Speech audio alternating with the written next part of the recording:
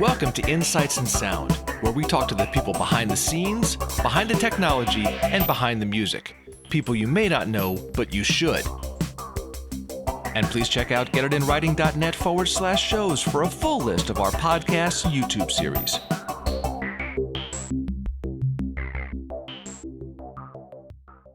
My guest is Will Turpin. He's best known as a bassist and founding member of Collective Soul. He is also the owner of Reel to Reel Studios and a well-known producer, artist in his own right. One of those multi-hyphenated kind of individuals, right? It's always been that way for me. I had the opportunity to grow up around a musician, my father, and he opened this recording studio in '76, so I'd have been 5 years old. And yeah, I was surrounded by all kinds of music, all kinds of musicians my entire life. So some of that is in my DNA as well. Yeah. So piano, drums were my first instrument, and I still think of everything like a piano, but I play a lot of instruments. Yeah. So there's a couple of things I want to get into there. The first of those that I find kind of interesting is the fact that you did grow up around it, because most people who get into the studio life, so to speak, we start out as musicians, then we go into the recording studio and we go, ooh, twinkly lights, and we get fascinated by that. And that's when the sort of the left brain stuff takes over a little bit. But for you, it seems like both kind of developed in parallel, and you learned the studio almost as an instrument. Yeah, and that you can almost say that. You can say that for Ed as well in Collective Soul. We were studio guys before we were a rock band. Oh. So that you can tell in our records as well. Yes. But yeah, that is part of our DNA of the recipe of Collective Soul, is that we had this little studio that my father owned, and it was a very accommodating, open door policy. You know, when Ed was head engineer at my dad's studio, Ed was allowed to, any free time, Ed was allowed to explore his songwriting, and that's how it all started. Me and my friends were 7.5 years younger than Ed, and he sees us coming up through the studio, and eventually, we became Collective Soul. But yeah, as far as me and my path with this studio, yeah, it totally shaped who I am as a musician. Sure. I've got a great story I've told a few times before. I'll go ahead and tell you. I was 13, maybe 14. It was summer. And it was back in the day when singer-songwriters had to go to a studio, and, Dad would run specials on a weekend. Hey, Saturday, Sunday special this weekend, 3 to 5 songs, $100 a song. I'll have the band here. You bring them in, and we'll record. Well, the drummer couldn't show up, and I was at home 2 blocks away. My dad calls me, and I rode my bike down there, and he had told the singer-songwriter, look, my son's coming. He's 13 years old. He's going to try to do a drum track for you with the band. I knew the rest of the band. They were all my dad's friends, right? Okay. So I was going in You there knew the working tunes a little bit? No, it was singer-songwriter stuff. So it was all fresh off the cuff. But he told the guy, look, if Will doesn't pull this off, no problem. I'll cover my musicians for the day. The drummer couldn't show up. We'll reschedule. And yeah, that was a great moment. I remember the singer-songwriter must have been. I honestly think it was probably the second take. It could have been even the first take, but I see through the glass. I see the guy look at my dad go. Yeah. and I was 13, recording a drum track. I didn't feel any pressure because of the way it was set up. There was no reason for me to feel pressure, but that's just a great example of everything that I was around and everything that was, that I was able to see and be a part of. Yeah. The other thing that fascinates me is listening to the older Collective Soul records. Now, as I understand it, the first one was mostly songwriter demos, and the second one was actually the band recording. Is that right? That's a good general way to describe it. If you listen to that first record, you can tell which songs were recorded as a band. About half of them were recorded as a band, but that collection of songs, so the other half was made, like almost all Ed. Outside of maybe somebody else doing 1 or 2 instruments, he'd bring in, hey, friend, hey, Will, come play this tambourine track. Right. Maybe a lead guitar part or something else. But the other 6 sound a little more like, oh, that's more like a you can tell there's just a little bit different. Cohesiveness kind of thing. Yeah, it doesn't sound like a band. And matter of fact, most of those are actually a drum machine, with the octapad. Shine is a drum machine with an octapad. Really? Yeah. All right. So the ones that have the octapad are the easy ones. Those are the ones that were definitely intended, although we would play those songs out as Collective Soul. Those were intended to be definitely a songwriter demo. And then the collection of that first record, hence Allegations, Things Left Unsaid, was going to be Ed's calling card as well for publishing and a songwriter. Hey, I can write songs. Does anybody else want to record these, or can I write another song for you? I want to get a publishing deal, right? But That's we what were everybody still wanted back at that point too. yeah, and we were still playing live as Collective Soul, and boy, that song Shine. It started on album '88, College Station, right out of Atlanta. Dean Rowland took it to Georgia State, album '88, and that started a little buzz, and then the big buzz was when the commercial station in Orlando, WJRR, put us on a shootout on Sunday night on an independent label out of Atlanta, and we just started rolling. Shootout winner. Were you surprised at how fast it started rolling? Absolutely, for sure. Because that's the thing, it's like a snowball, and all of a sudden it's no longer this big, it's this big, and still getting bigger, right? Yeah, it's only halfway down the hill. Exactly. How big is this hill? Yeah. So Atlantic Records came calling, and we had always thought maybe we'll re-record the first record, but no, that snowball was, by the time we had sold 35,000 independent records. Yeah, you ain't going back. We're not going backwards. So Atlantic is like, no guys, we're going to stamp this Atlantic Records, and we're going forward. And they promised us that we would be given the opportunity to go right back in the studio as soon as possible, because we wanted to show everybody what a band record by these 5 guys could sound like. And then there you have the second record, which is self-titled, and obviously that's why we self-titled the second record. But it's interesting because you had enough material already to avoid that sophomore slump, Yeah. Because that happens to a lot of artists, It does. That first album does great, and then you got no time to put out anything, to actually come up with material for the second one. Yeah, well, you can spend, on your first record, you might spend 3-4 years before that first record hits, and this is, and then all of a sudden you run that record, you get signed, and a year later, and the label's like, all right, it's time to go to the second and you've record. been on the road the whole time. Wait a second. But that never happened with Collective Soul. We've got a prolific songwriter in Ed, and we are just, we started in the studio.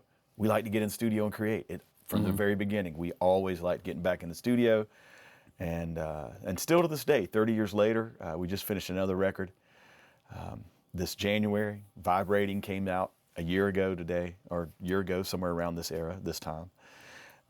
And we still get in the studio, and everything flows. Everything flows well. Well, I mean, now you have that luxury, as do most people, but, back when you guys were starting, it was not necessary. I mean, there was, I don't remember when the ADAT revolution started, but, prior to that, you had to know somebody who had a studio. Yeah, the second record, we went straight to Miami and lived in North Miami Beach, had a great time, and recorded at Criteria.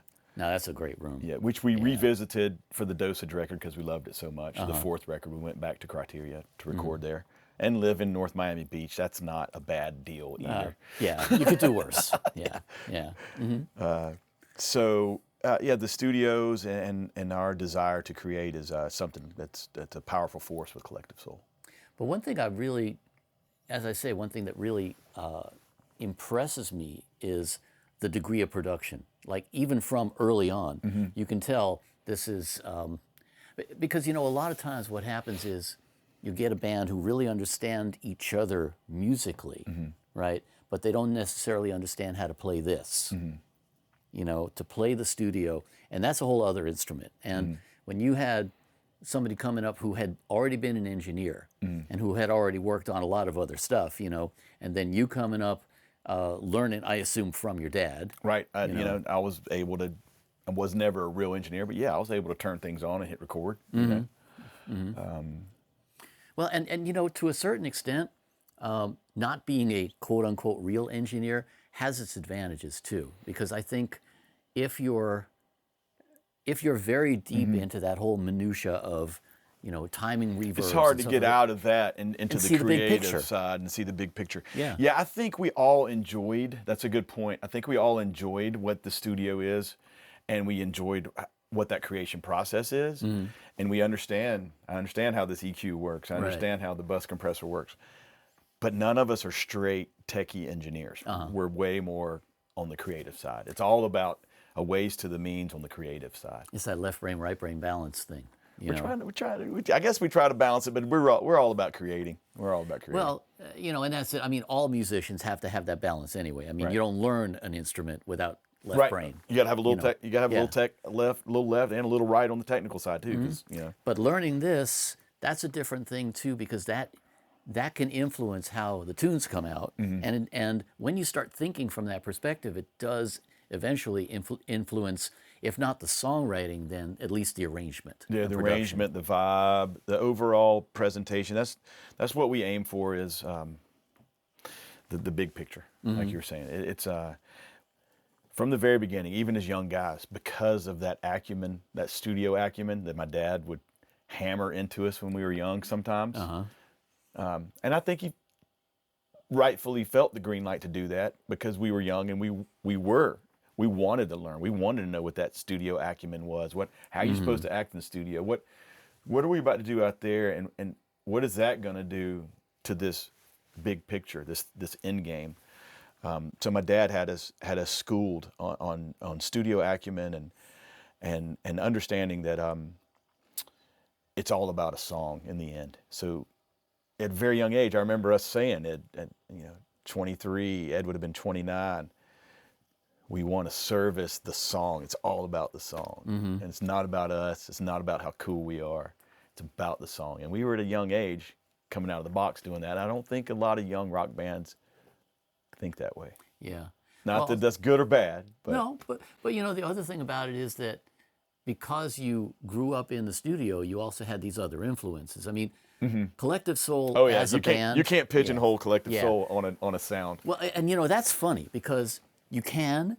You can tell it's Collective he's Soul, but got a you unique can't voice. describe it in words. Yeah. The one thing that we have because we've got so many dimensions. Well, and that's, it's funny because, I mean, I know you're a big Beatles fan, and that to me is one of the things that always set the Beatles apart was that you could tell it was the Beatles, but, you're talking about a band that can do, anything from, Revolution to Long and Winding Road, to, and Yesterday to Helter Skelter. exactly, and Ed's voice is definitely, it's a common thread and everything, Right. but you guys, musically speaking, are All over the place. eclectic as all hell. Eclectic as all hell. Yeah, I'll take that. yeah. And we are. And I mean, as it's a not- compliment, Thank you. seriously. Thank you. We take pride in that. And we don't do eclectic just for eclectic's sake. Right, We're trying to do what we think feels best for the song. Yeah. And it could be an influence from bluegrass. It can be an influence from classic rock. It could be an influence from new wave in the 80s. Right, No right. problem. Yeah, In the yeah. blink of an eye, we're copying something that we heard on a Cars record. Well, and it's funny because you came of age during an 80s. era when, Yeah. especially stuff coming out of Athens was huge, and there was some weird stuff coming out of Athens. I mean, that wasn't traditional rock, man. From It really REM wasn't and when I think about B-52s. it. Yeah, so REM, they did their thing, but like there was Guadalcanal Diary. Yeah. There was Love Tractor. There was some really cool sounds coming out of Athens in that era. Holly Faith was mainly Atlanta, but I remember that band and how much I loved that band as well. Blackbird Smoke. Yeah, in later years, Blackberry Smoke starts to kick ass.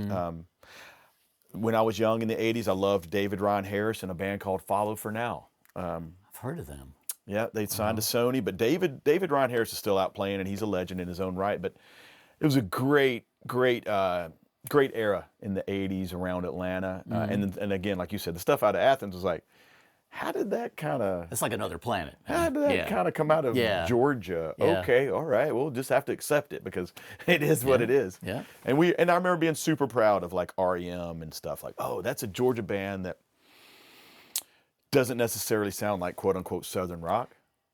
Yeah. And that And I they're give worldwide. you guys that too, man. And they're worldwide, Yeah. So that was a big deal to us, and then we followed a little bit in those footsteps. Yeah. Yeah, it's true. We're fans of Allman Brothers. We're fans of Leonard Skinner and all the stuff that Tom Petty, all the stuff that happened in North It's all Florida and roots. Georgia. It's us. It's part of us. But we were never going to sound like that. We were going to sound a little more with that 80s mix. We had that 80s mix in there. Yeah, yeah. Now also, your background, you just mentioned you started out with drums and keyboards, right?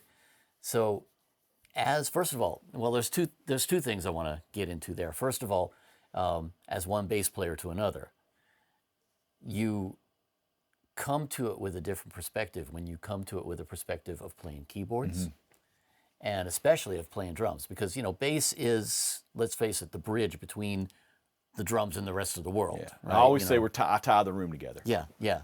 And so there's an understanding there, because a lot of bass players come from playing guitar, and the biggest task that they have to master is understanding that bass is not just 4 strings, same as guitar, but an octave lower. And the whole idea of it's a completely different role. It is. And your perspective on that, coming to it from keyboards especially, your bass lines are more melodic, your bass lines are more supporting the vocal rather than, just kind of thumping along with the chords, so to speak. Right, and staying with whatever the kick pattern is. Yeah. Yeah.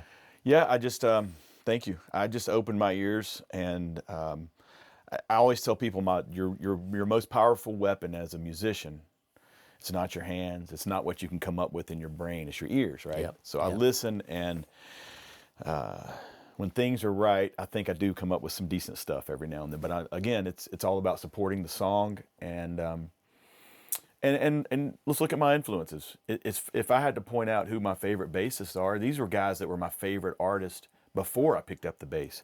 Paul McCartney, Sting, Adam Clayton with U2. Those are the folks I'm kind of looking at. I don't necessarily go there and say, oh, I got to find a bass line. Let me go there and listen to that. But those were the people that I felt what they did on bass, right? And so that's kind of what I kind of lean towards. I lean towards that, It's okay to have a melody down here. It's actually okay to drive the whole song with the drummer and let the guitars drop out. It's fine, man. Yeah. And it's okay to set up a groove and then, maybe go outside it for a second and then come right back in, as long as you're supporting what's going on in the song. And the rest of the song, yeah, absolutely. Yeah. Now, the other thing is, you guys, because you all have your own influences, I know you do your own thing too, right? Which I love the name of that band, Will in the Way. Yeah. That's great, man. A buddy, I can't take credit. A buddy handed that one off to me, and I was like, yeah, I'm going to have to stick with that. Sorry. Yeah, that's mine. You won't get a whole lot of credit, but we'll know who came up with that, Frank. Nice, yeah. But you do a lot of your own stuff too, and it's I think that also tends to enrich what you bring to Collective Soul, right? Because you guys have the ability to stretch out and do your own stuff too, and there's got to be stuff that you do that just doesn't fit with Ed's stuff, for example. Yeah. Yeah, man. And when I do the solo stuff, it's usually starting off on piano. A handful of those start off on acoustic guitar. But when we all, me, Dean, and Ed all released some solo side project stuff around the same era, and I always thought it was peculiar that everybody thought this was a bad sign for Collective Soul, where my perspective was exactly as mine, Dean, and Ed's perspective was exactly like what you're saying. Collective Soul is going to be stronger when we come back from doing these things. It makes us stronger as a unit. That's the way we always thought, so yeah, I was kind of perplexed when everybody's like, whoa, what's going on? Y'all must be not getting along or not. No, I'm recharging my batteries over here. When I get back to Collective Soul, it's gonna be fire. It's gonna be ready to go again, Well, and I think there is more of a recognition now of people having, a band and another band and another band. Yeah, there's a lot of that going on, especially in the newer, younger bands. Yeah, they're in like 3 bands. Exactly. Because that's the thing. We all have such diverse influences. Why not? Yeah, exactly. If you can do it, why not? Well, and to a certain extent, it addresses, the concerns that a lot of people have about having a band that does not necessarily stick to a sound, right? if your band is that, I mean, there are some bands that are so eclectic that it creates a problem for Right, them. absolutely. Especially absolutely. when you talk to quote unquote marketing people, Right. which I realize, the label, the whole label thing is, a lot different now, but you're still trying to market a brand. You're still trying to It's market still a brand, sound. right? Yeah. And there's all kind of one-on-one stuff that's involved with marketing a brand, no Yep. matter what the vehicles are these days. Yep. But yeah, I mean, we just we fall into it naturally, and we don't, like I said, we're never eclectic or strange just to be eclectic or strange. It's just what feels right to us. And it fits together somehow, which is a credit to you, Yeah, definitely. thanks, man. And a lot of that comes from obviously having played together for so long, because you're composing together. I mean, I'm guessing that most of the Collective Soul material is Ed's. Is that Yeah, fair? there's certainly co-writes, and we're all kind of producer animals in the studio. But Ed will do anything from bring a song that's like right there, laid out perfectly, Fully pretty realized, much, yeah. almost fully realized, and he sings it and plays it on acoustic, and all we have to do is go, "Ooh, let's sprinkle some collective. I know what I'm going to do on that. Let's right, sprinkle yeah. some collective soul dust on that, and let's go forward." Yeah. And then sometimes some of them do start out of a jam session, and then he kind of tries to find a melody, and we keep rocking. But yeah, man, without his prolific writing, there's we're not the same. So then, talk to me a little bit about your endeavors into producing other bands. Did that happen prior to or parallel with, or is Yeah, that I always felt like I had something to offer other artists, and the years prior to like where I'm at now in these last couple years, I would have time to produce and act every now and then. I had younger children. I had Collective Soul, so I would get off the road or be home and literally didn't want to do anything musical. I wanted to hang out with my kids and be a dad. Yeah. And it's not like Collective Soul wasn't busy. I was plenty busy with that. But I was always able to want to produce. I understand every instrument. I understand everything in the studio. And I have ideas. So I've always wanted to do that. And I'd say prior to the last 2 years, I've probably produced maybe 3 or 4 acts that I had time to do, and people I wanted to work with that were buddies, almost Right. always buddies, because I course. wasn't pitching myself as a producer. But yeah, the last 2 years, my youngest son is 17, my oldest is 25, Tristan's here working a lot. My middle son, Jude, is 20 years old now. I've got a lot more time, and when my dad passed away 4 years ago, I walked in this studio a couple months after he passed away, and I was like, I'm not letting this thing go. So understandable? so the studio's alive and kicking, and the production company's alive and kicking. Man, we got so many good artists. I just love work. And again, you've used that word eclectic, but check out who all is on the production company. There's anybody from traditional pop to they got some Hellraisers out of Mobile that are 8-piece. It's fun, though, isn't Swampy it? rock band. I got a great younger aggressive rock band out of California I'm working with. None of these things seem like, in one regard, they don't seem like different tracks to me. It's all the same track to me. I understand they are a little bit different tracks, but it doesn't make any difference for me. If I feel it, if I feel what they're doing and it feels right, I want to get in there and produce it. Well, in the same way that doing your own projects brings new stuff to Collective Soul, so does that. Yeah. Because you're really, you're in the same position there of having these outside influences come in and, tickle your brain waves, so to speak, So that brings up another question. Collective Soul is one of those bands that you guys always produced yourselves for the most part. Yep. Which is interesting to me because a lot of your colleagues and cohorts in that era, Especially in the 90s era, we kept flirting with wanting to work with Brendan O'Brien, but we never pulled the trigger, and we just always felt more comfortable producing ourselves. And I think the key for Collective Soul with that extra, hey, let's add another layer of artistry, was the mix down. So when we started using like Tom Lord Alge and Chris Lord Alge and Jack Joseph Puig, these are guys who can also kind of co-produce, especially JJP. Yeah. He's produced some of the best stuff that I love. So through that mix down, we would tell those guys, we're giving you a little bit of creative green light. We're not sending it to you exactly like we want it. If you hear something, do it up and send it back to us and see what we think. And sure enough, Tom Lord Alge made he made an arrangement cut in heavy that stayed. We're like, yeah, and that borders a little bit on production, but that's what we were able to do with Collective Soul, is produce ourselves and then find a mixer who definitely had some creative stuff. And then the last 8 to 10 years, we've been working with our longtime friend and cohort, Sean Grove. He's always been our engineer since the Dosage record. And now he's engineer, co-producer, so that's who we all just keep it in house, and we know our thing, man. We know what we do. It's funny because there's always that running joke about that unless you're Prince, you shouldn't produce yourself. But you guys seem to have a really good, no pun intended, collective working arrangement. It's absolutely there, and it's real, and it's tangible, and it's one of our secrets. Yeah. It's one of our reasons we're 30 years down the road. Mm-hmm.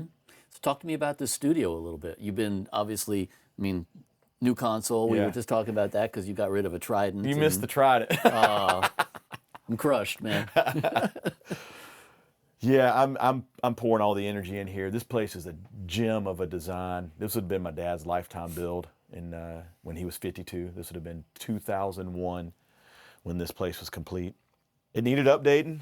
This, that used to be the mechanical room. There used to be 2-inch machines, hard drives, power amps in there that made a bunch of noise. And yep, you can tell. Today's world, hard drives don't make noise, and I sold the 2-inch machine, which little letting go there. That's tough. Yeah, little letting go, but I'm all about, let's get efficient, and if I'm not using it all the time, I'm ready to move it right now. I saved some of the goods back there that you saw, but 2-inch machine and the Trident left a month ago to a good friend who's a vintage aficionado. So and that stuff's it's going to high be in a good maintenance, home. man. It's hot. Yeah. It was an upcharge just for me to turn the 2-inch machine on. Sure. Owning a 2-inch machine, I liken it to owning an antique car. It's really beautiful. It's works. Fun. It's so special. You and can get so it down different, the road, but you got to work on it all week to drive it on Saturday. Listen, I grew up around 2-inch machines too. I was always in awe of people who could do these amazing like window edits. Yeah. Yeah. But to me, man, it's like, it's great, but that's another impediment to the creative process. Right. It's the word I kept using when I was redesigning this place was workflow. Yes. So you saw Studio B. Studio B has the same software, same hardware, same IOs. We can walk with a Thunderbolt hard drive, 4 terabyte hard drive this big, and the switch rooms in a blink of an eye. The workflow is now super, super slick, and that's what this design was really about. And of course, we brought in the SSL board, which I love that Trident, buddy. I did, but man, everything I've plugged up through this SL so far has been it's a bump up, man. Yeah. It's a step up. And ultimately you got a great front end. I see plenty of nice front end gear here too. So get it right at the source, as they say. Yeah. Got a nice microphone collection as well. Yep. So looks like you've got everything you need. So what's in the future for Collective Soul and for Reel to Reel? Yeah, Collective Soul. January we were in Palm Springs at Elvis's Palm Springs home. Ooh. A friend of a friend had bought the home years ago. It was in disrepair for sure, but we had the opportunity to go hang out, and then of course our idea was always going to be, can we record there? So in January we set up in Elvis's home, right in the same room he recorded some tracks for Raised on Rock. RCA had bought in the acoustic tiles for the ceiling, and it was all still there. One bathroom was functioning. Ed slept on an air mattress in Elvis's bedroom. Did he shoot out a TV? No, we didn't. No, I don't think he was able to shoot quite as much at Palm Springs as he was in Memphis. Yeah, well, it was fair. a little tighter quarters there. But the engineer's room was in Lisa Marie's old bedroom. The pink tile from the master was still all there. The red room, the red carpet room. Wow. It was all there, man. Now, after we left, per the owner's design, they are officially now going to renovate the place. But Yeah, we had ceiling leaks, and it was, it's in disrepair, but boy, we had a blast, and we accomplished what we set out to do. The record turned out great. That'll be out sometime next year in 2024. And we also filmed some of the last bits of the Quintessential Collective Soul documentary, which will also be out about this time next year, spring next year. So next year, hopefully you'll get tired of hearing our name. There should be a lot of stuff going on for Collective Soul. We can only hope, yeah. Yeah. So, and then, with me, I've got Real People Music. I'm actively looking for new artists that want to do something different down here in Jonesboro, Georgia, and we're getting calls left and right now that we got this new thing in here, and I've poured some energy and some blood into it. So it's busy, man, and I get to come here every day, and man, make no doubt about it. You even saw my little crash pad in the back. Sometimes when I spend the night here, I feel the spirit, I feel the love. My dad's energy's here, and Sure. it's part of the vibe, and I feel enriched when I'm here too. So let me ask you one other thing, because you guys came up in a really interesting era. You've now witnessed basically the decline of the record industry. You guys were on a major, I don't know if you're still on a major label or not, but I'd be surprised. But how has that been for you as some, today's musicians, right? The younger folks coming up now, they don't even want to hear about a major label. They don't, none of that matters to them. But you guys came up when that record deal was the Holy Grail, and you went through all of that. I mean, I know you. I understand you went through some management issues and stuff like that. You went through the shithole and hellhole that is belonging to a major label. Yeah, we saw it all, right? We saw some good things. We saw some bad things. We saw the evolution we saw of the industry, like you mentioned. The devolution, maybe. Yeah. Well, then, the streams come up the other side. It's always something like this. And, streaming and giving away music for free, that was like 2000, 2001, 2002. Right. Everybody's like, uh-oh, this ain't going to work. We can't record records for hundreds of thousands of dollars and give it away for free. And sure enough, things are around. There's royalty rate for streams, and I think the royalty rate should probably go up a little bit, but it's there, and you're seeing money. When you get millions of streams, you will see money. Sure. We saw. I mean, I could talk about that forever, man. So the first thing we did after Atlantic Records, we fulfilled the contract. It was like 5 records plus a greatest hits. The first thing we did was fulfill that. By the time Blender was done, that was the 5th record, and Blender was done 2001. So the greatest hits came out probably 9 months after that. So that was enough time. You saw the writing on the wall. The writing. Yeah. Are you kidding me? We didn't even inquire Napster, We didn't even inquire with Atlantic Records as to whether they wanted to re-sign us up. We're like, okay, let's try something different. And we took meetings. We met a guy named Fred Crochal, and he ran our record label. We sold 500,000 records on an independent label with Youth. Now, and now we still continue to release records, but it's all partnerships, and Fred Crochal running our ship down the road, man. It's better for you in terms of having control now, right? I guess. I mean, we still just have to trust people that are pros. It's true, and you still. I don't know how much control I got. Yeah. Because once we trust Fred, we trust Fred. Sure, the same way you would trust anybody else in that sense. Yeah. But you no longer have that that A&R person who's the cheerleader at the label. You don't have the promotion people doing the radio stuff anymore. All of that game. God, that game was and that was a big game. That was the system. Yeah. Local reps, radio stations, and learning all about that stuff. I mean, I can imagine for you guys as young guys in the 90s coming up, and all of a sudden realizing that you'd be hard pressed not to find a radio station we didn't step up into. Right? Exactly. And just learning how that machine works, and then as you're learning how it works, you see it kind of devolving around you. People losing their jobs because the labels, the revenue just went. We watched Atlantic Records go from 2 stories in the what was the name? What was the name of that building? The Time Time Warner Warner building. building. Uh-huh. We saw them go from 2 floors to 1 floor in the blink of an eye, just like. Yeah, yeah. And it, there's still major labels out there, but the game is totally different for good and bad. Yes, but it obviously called for you guys learning a lot of stuff really fast and shifting gears, didn't it? We're just all about the music, man. we yeah, feel like yeah.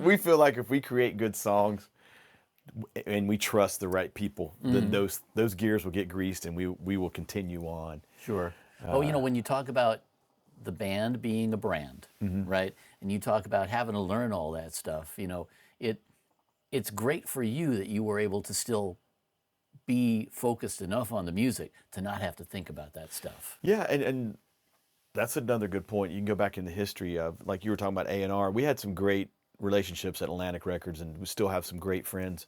There were great music people there. Oh my gosh, what a great record label to be a part of in that era. Label mates like STP, Hootie and the Blowfish, Tori Amos, Jewel. And of course, the reason we signed was because we were like, Led Zeppelin was on Atlantic Records, right? That's enough reason for us. Which, sometimes ignorance is bliss. Why look past, what's just right there in front It's of you? a legend, man. That's all we care about. Atlantic is fine. They're our label. But yeah, the way that first record happened, the way we had produced it ourselves, we were never an Atlantic Records pet project. Right, right. We were hands off on the creative side. They let us create because we'd already. You showed them you knew what you're doing, basically. So we had some great A&R guys, but no one was ever in the studio asking us to do this or telling us to do that, or The we got to do that. snare needs more 10K, Nah, right? Didn't happen with us. Or y'all need this kind of song, or y'all need this kind of look. Yeah, yeah. Probably would have helped if they'd have told us what kind of look, but who knows? Well, I don't know. You guys pulled it off, No, we that did was what the we era. did. Yeah, and that was the era where you could look any way you wanted to. In that sense, it's like, and that's the funny thing about the '90s was, you come on the heels of all the hair bands, and all the glitter and everything, and then you guys came of age, quote unquote, when you could walk on the stage in your street clothes, right? And it was acceptable, Totally so you acceptable. guys really didn't think about an image in that sense. Yeah, there was an image there, but you didn't think about it that way, right?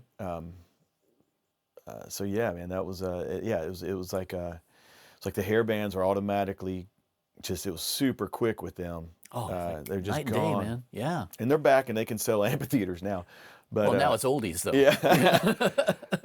But yeah, that whole shift happened real quick, and I think the '90s were like I think a lot of those bands, even if you include the Seattle action and the what was called grunge, I think the '90s bands that were on the front edge of that era, it was like all of a sudden, oh, it's safe to just write songs about life and real issues that people go through. We're not going to sing about partying all night. We're not going to sing about getting laid. We're not going to sing about whatever the normal context was for about a 10-year period in the 80s. Yep. And I think that was part of what made the 90s so fresh and just a new open space. Let's listen to some good music. Let's listen to good songs. Yeah, yeah.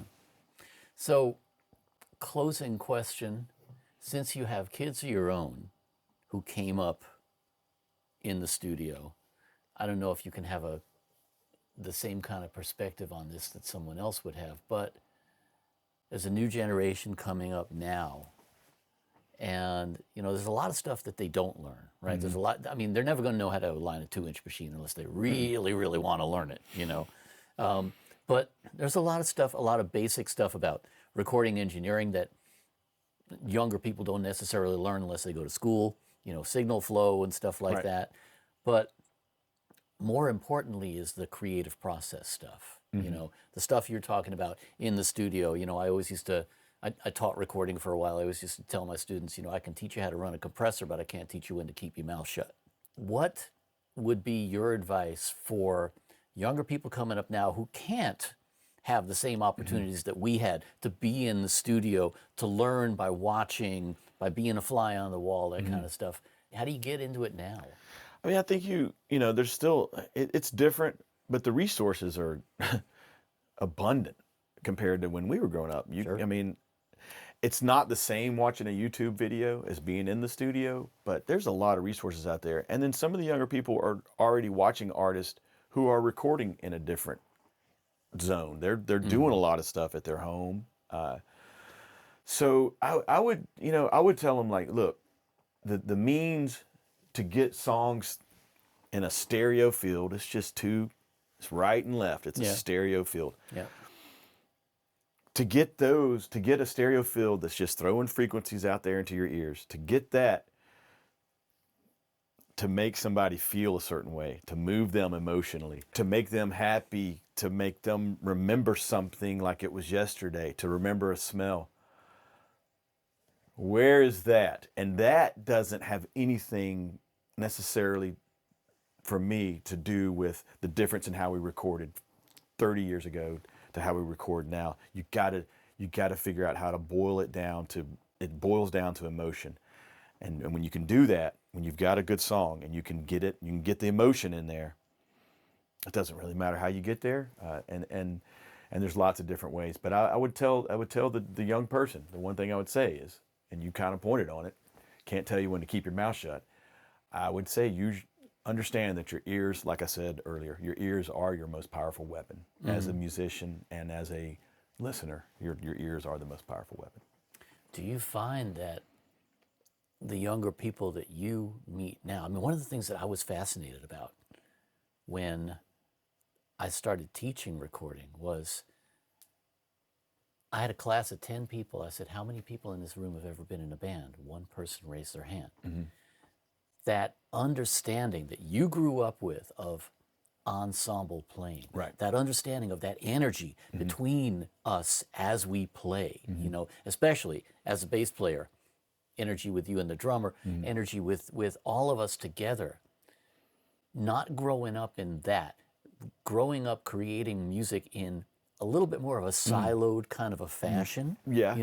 Has that influenced the kind of musical product that you, I hate to even use the word product, but does that I influence think it depends on the artist. But yes, there's basically kind of two different tracks, and it's the newer track, and of course there's still dudes who are like, yeah, we're a band. Yeah, we're coming in here and recording like a band. Right.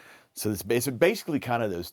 It's kind of two different routes that all of them are going to sound great by the time we're done, but it is two different routes. There's a lot of artists who it starts out with a laptop and it still has emotion though pouring out of it. Sure. It still has that emotion, still has the vibe. So yeah, it's basically two different tracks. You're right about that. But there is a lot of overlap, and that's Plenty what I of really overlap. love. Plenty of I overlap. mean, you can have, hard rock and hip hop, and they inform each other, and there is a lot of that. There's, bands like Chili Peppers, set a precedent for stuff like that. But there are bands now that are doing that kind of thing too. But I think it's interesting to watch that creative process now. And I mean, you're right. For you as a producer, it probably ultimately doesn't matter, does it?